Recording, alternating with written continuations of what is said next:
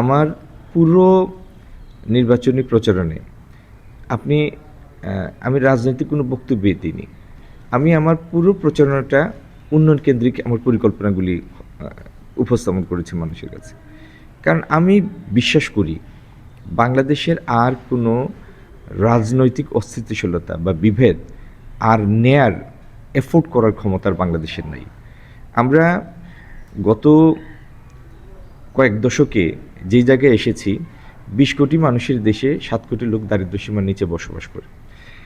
এই দেশে একটা লোকের যে পরিমাণ নিজের পকেট থেকে টাকা খরচ করতে হয় স্বাস্থ্যসেবা পাওয়ার জন্য, আমাদের ইভেন নেপাল ভুটানও সেই পরিমাণ ব্যক্তিখাতে টাকা খরচ করতে হয় না।